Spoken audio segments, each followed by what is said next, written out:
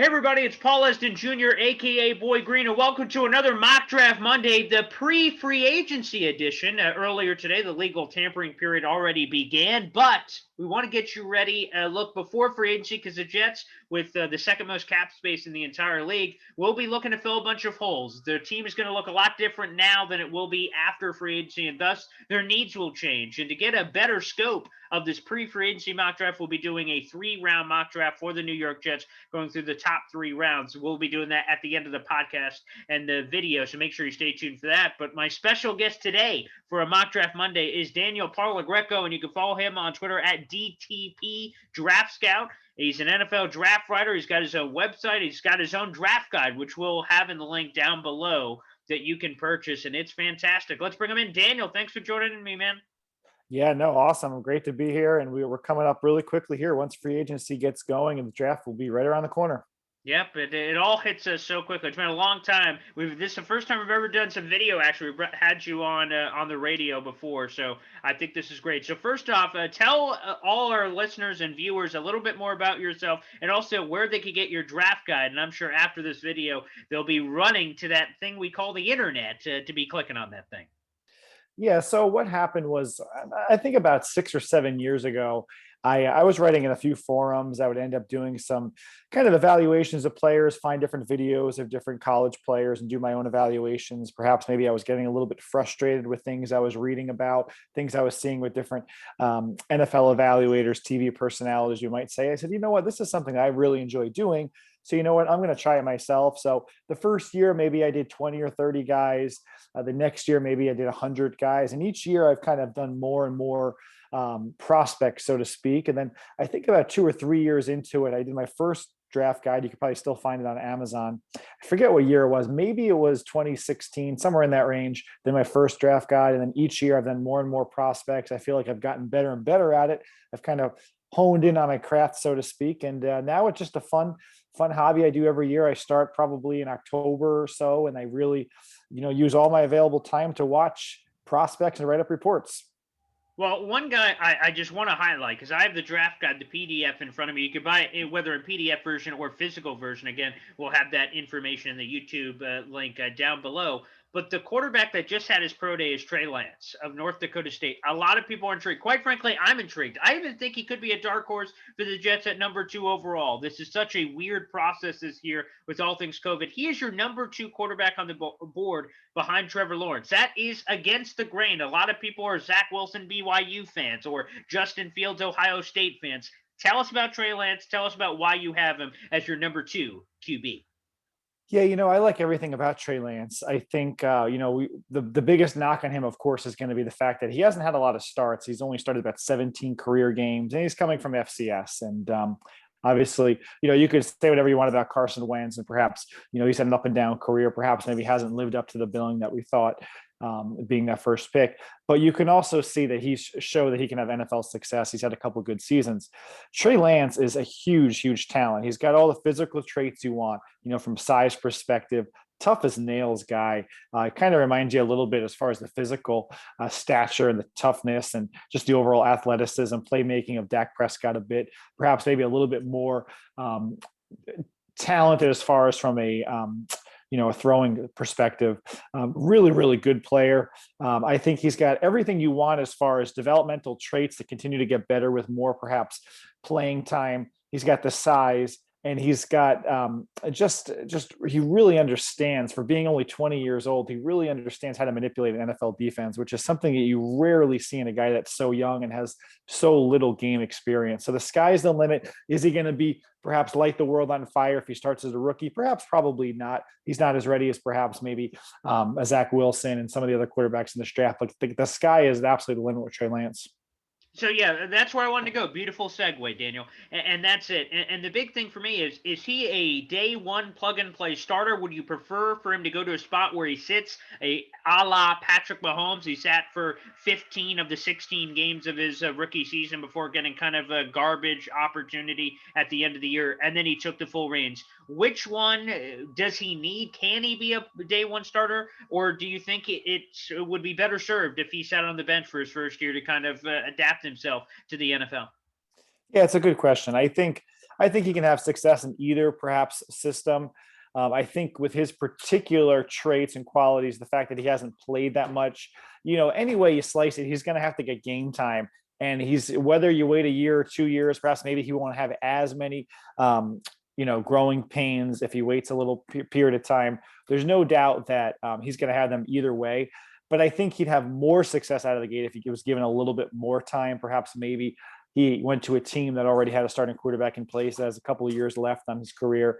I think that would be the ideal situation. But if you play him right away, yes, he's going to have some growing pains, but he could still have success. It's just going to take him a little bit longer. All right. Again, this is a pre-free agency version. Again, you're going to be hearing a lot of rumors over the next couple of days with the legal tampering period. Again, the new league year kicks off officially on Wednesday, March 17th at 4 o'clock. That's when all these signings will become official in trades and things of that nature over the last couple of days. Let's talk about some of the top needs for the Jets and how they could potentially address them. Again, pre-free agency, looking ahead to the NFL draft. We will be doing a mock draft from Daniel Parlegreco here on the show before we get out of here. But Daniel, what about the edge rushers? The Jets, and the running joke with Jet fans is we haven't had an edge rusher since John Abraham. And unfortunately, we've been saying that for like the last 15 years. It's time to finally go get a guy. How is this edge class either at the top or the depth or both? I'm going to be honest. It's kind of a disappointing class as a whole from a top end talent perspective. I think you're going to hear and read and see different things of different people that have completely different viewpoints on these edge rushers as a whole. Nobody's really uniform in who perhaps the best one is. A guy I really like is Gregory Rousseau. You'll hear some guys don't like him at all. They think he's perhaps maybe gone a little too high, as far as from a mock draft perspective.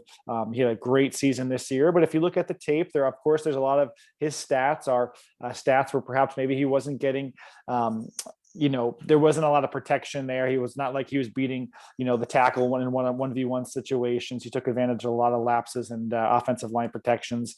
But I mean, the guy's got all the physical traits you want. He's got a awesome first step. You look at just the production from this perhaps year, you'd say absolutely he's a top 10 player. But there's some concerns. There's no real guys that are absolute home runs that you're thrilled about, but there's a lot of guys perhaps in that 20 to 60 range that are very, very good players, and they can go either way, as far as their success at the next level. All right, let's go to the offense. And for me, I'm looking for some bouncers. I'm looking for some security guards. I'm looking for some Brutus beefcake on the inside of the offensive line. I think the Jets are fine at tackle, but the interior is where they have a lot of questions, both guard and center. Is there some guys that stand out to you in this draft? We've heard names like Creed Humphrey or Trey Smith or some of these big maulers in the middle. Should the Jets be considering some of these options, and who are some of these options?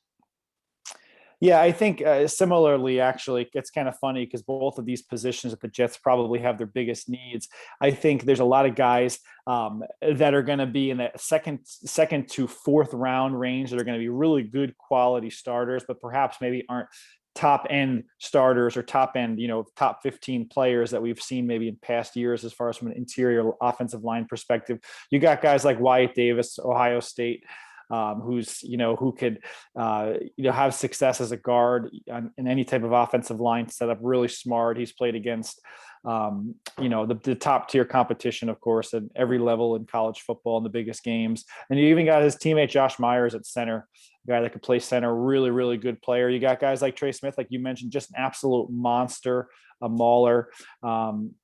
He could play inside, but he could also, of course, play outside, has that experience. You got guys like Creed Humphrey from Oklahoma, 3-year starter at center for the Sooners. Deontay Brown at Alabama, really experienced power blocking guard for the Tide. That's, really, really powerful guy. So there's a lot of guys. And I think all these guys are probably going to go somewhere between the second and fourth round, but all of them could be really, really high quality starters that you can get good value for the Jets. Again, we're speaking with Daniel Parlegreco here on the show, NFL draft writer. You can also get his draft guide. Again, details in the description down below. Let's stay on offense here. This has been a point of contention among Jet fans. Do we want a running back like Travis Etienne or someone sexy like Najee Harris, or can they find some running backs in those middle rounds? Because we've seen it over the years. Guys like Kareem Hunt, guys like Alvin Kamara that have been not first-round picks, and they've come in and have been superstars in the league. And the Jets need a guy. They've got a bunch of randos right now. They need a bell cow. They need someone who could come in and make some action. Are there any of those kind of guys in this draft? Yeah, you mentioned a couple right off the bat. I think for the Jets perspective, obviously Frank Gore is a free agent. You mentioned they got a lot of guys that perhaps maybe aren't exactly guys that you want as your bell cow running back to start the season. I think if the Jets are going to kind of retool their offense, I think a great way to do that would be to get a guy like Najee Harris from Alabama. Perhaps maybe he's my number one or number two favorite tied running back in the last 10 years. I mean, the guy is physical, downhill, just an awesome overall running back. You might kind of think of him as far as being in that Frank Gore mold. He's taller and he's really tough downhill runner. Going to pick up extra yards after contact. He could be that bell cow guy. The problem with this particular running back class is you have a lot of guys that are very good players, but they're more in that change of pace type of running backs. They're scat backs, guys that can catch the ball out of the backfield, not guys that you want running the ball 15 to 20 times a game. Najee Harris is not that. Najee Harris is a guy that's just going to blow defenders off the ball. He's going to pick up, roll forward after contact, the guy that's going to be able to carry the ball as much as you want. And he's got huge, big time experience. I would look for the Jets if he's around for their 34th overall pick in that second round. I mean, that would be a guy I'd be targeting because he's instantly going to make your offense a heck of a lot better. Well, you already answered the question, but I'll just do it as a follow-up just to confirm. Is there a too high because they're like Mel Kiper's of the world say, absolutely not. You don't take a running back in the first round. And obviously, with what you said, that wouldn't be in the first round. That'd be in the second round. But still, is there a too high with all the needs the Jets have? Is it a luxury to take a running back there? Because, again, I love Najee Harris. If somehow he ends up on the Jets, I'm going to be first on NFLshop.com buying one of those Najee Harris jerseys. That will be phenomenal. They need a running back. But is there a too high? What is your philosophy on running backs?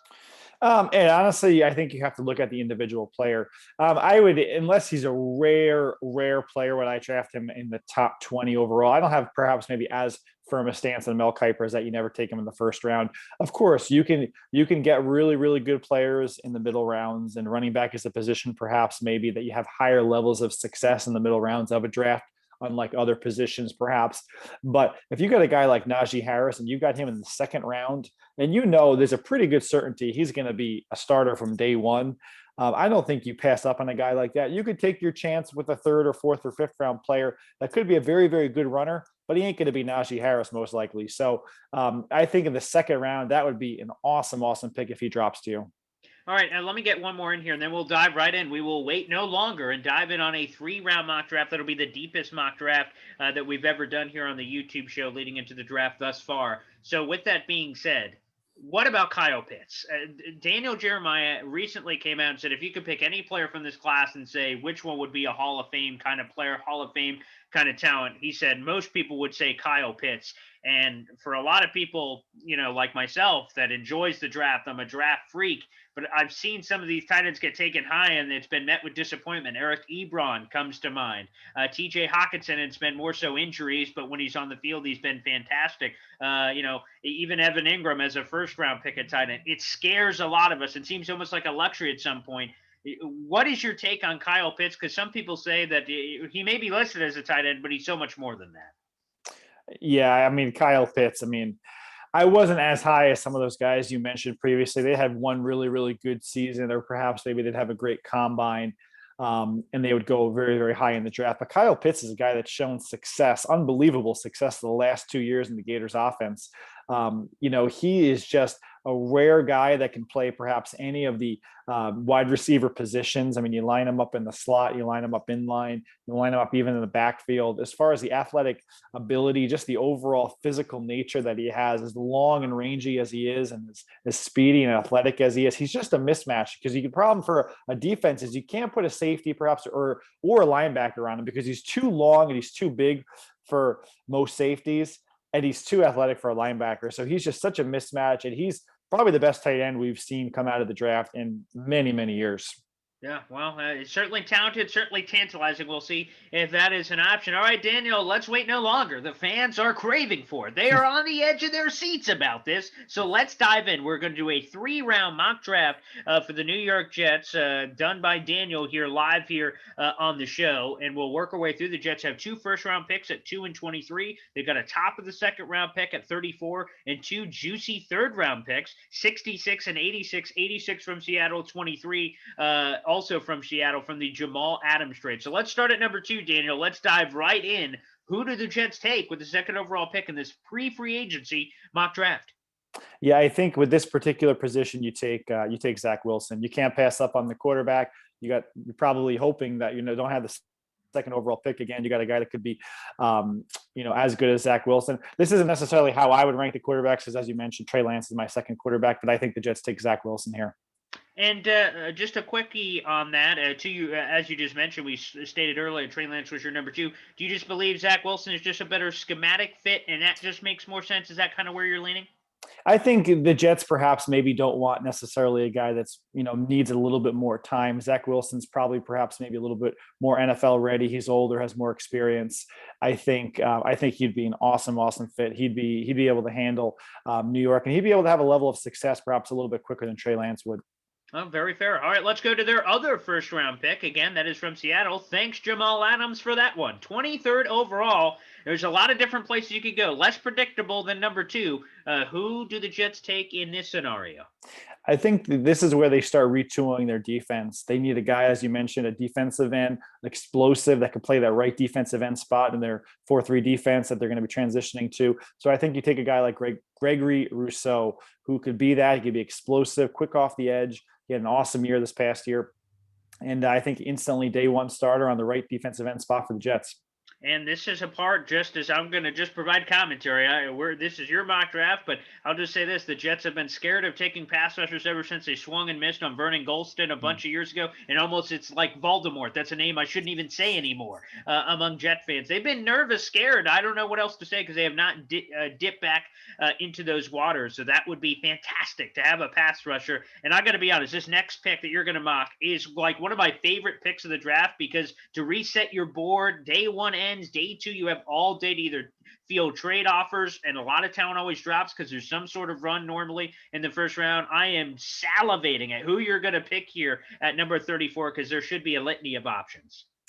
Yeah, I kind of teased it a little bit earlier. I think you go with a guy like Najee Harris. I think there's a possibility, as you mentioned, people are hesitant about taking a running back in the first round. But if you got a guy like this at the beginning of the second round, that's going to be a franchise running back for you for day one. He's instantly going to make the Jets offense more exciting, more dynamic. I think you take him. This would be an awesome pickup for the Jets. And this would be the start of retooling their offense. You get a guy like Zach Wilson in the second round, in a second overall pick. And then you get a guy like Najee Harris, and instantly your offense is better.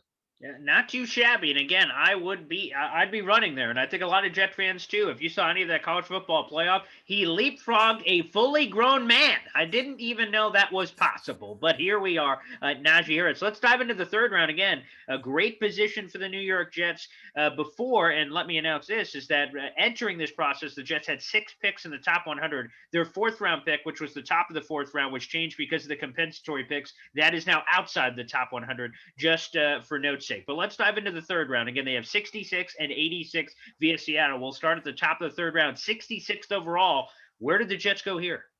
I think this is where you look at perhaps upgrading the cornerback position. You drafted a couple guys last year. You can add a little bit more competition, add somebody a little bit different than perhaps your current mix. You got young guys like, of course, Bryce Hall, Lamar Jackson, big, long, rangy cornerbacks. Add a guy like Elijah Molden from Washington, and the guy is unbelievable. Just a playmaker. He's going to play in the slot, a little bit undersized, but one of the best pure cover guys in this draft class, as far as just going to battle everything. He's going to play in the slot. He's going to make plays. The amount of balls he gets his hand on, interceptions, pass breakups. He can play on the return game as well. I think he's going to instantly add a tremendous amount of competition to the defensive back position for the Jets. Sexy. I got to tell you, there's a lot of protractors for one Elijah Molden. I've seen Jim Nagy, executive director of the recent Senior Bowl, Trevor Sikkema of the Draft Network. They're hyping this man up. That sounds fantastic. Again, the Jets desperately need cornerback help. That's great. And then the last pick of this 3-round pre-free agency mock draft, 86 overall. You've given him a lot of talented players. You're about to start picking up a lot of Jets followers on your Twitter account. There's no question about it. And again, by the way, for those wondering, you can follow him at DTP Draft Scout on Twitter. Let's go to the 86 overall pick. Where did the Jets add something here? Yeah, you can go, as you mentioned earlier, you can go interior offensive line. That wouldn't be a bad position here, pick to go here. But, I went a little outside the box. I went wide receiver. They could add a big possession receiver. Of course, you got a guy like Jamison Crowder who's going to pick up a ton of yards inside for them. Add a guy like Sage Surratt, wide receiver, big physical possession receiver, great red zone target. He's going to instantly make it outside wide receiver position better. A guy that I like a lot more than perhaps most NFL draft evaluators. Just a really, really good player. And he's only going to get better, and he's going to add a ton of competition for the wide receiver position for the Jets. Daniel, what a phenomenal mock draft. If the Jets walk away from this, I don't know how anybody could possibly be complaining after attacking each of these top needs. And it's almost like I feel like this is just throwing a softball here, but grade yourself. If the Jets came away with this haul, what would your take be on it? And I know you drafted all these guys for them. I think, what I was thinking about with this this mock draft is, of course, you want to get a couple guys on the new defense that get your new defensive coordinator excited. And you do that. You got Gregory Rousseau and you got Elijah Molden. Instantly, your defense is younger, more explosive, more playmaking. But then you've also completely retooled your offense, a new quarterback, a new running back, and a new receiver. I mean, how can that not get you excited? I'd give myself an A. There you go. I love it, Daniel. That's great confidence. But Daniel, before we get you out of here, and thank you so much for joining us here on a Mock Draft Monday, the pre-free agency edition. Where can people find your work? Where can people follow you? And most importantly, besides just the link down below, where can people buy your amazing draft guide that you put out every year? Yeah, the easiest way to do it is go on Amazon. If you just type in my initials, which is D, stands for my first name, Daniel, my middle initial T, which stands for my middle name, Timothy, and my last name, Parlegreco. So DTP Draft Guide 2021, you'll find it. It's the first one on Amazon. Even if you just type in NFL Draft Guide, you'd find it. It's the easiest way to find it. I have both, as you mentioned at the beginning, I have both the digital copy that you can download for your mobile device, or you can get the actual physical copy sent to you as well. All right, Daniel, thank you so much for hooking the Jets up. We appreciate it. Again, you gave us the deepest mock draft we've done so far during this YouTube series, and we appreciate it. Thanks, Daniel. No problem. Great to be on, guys.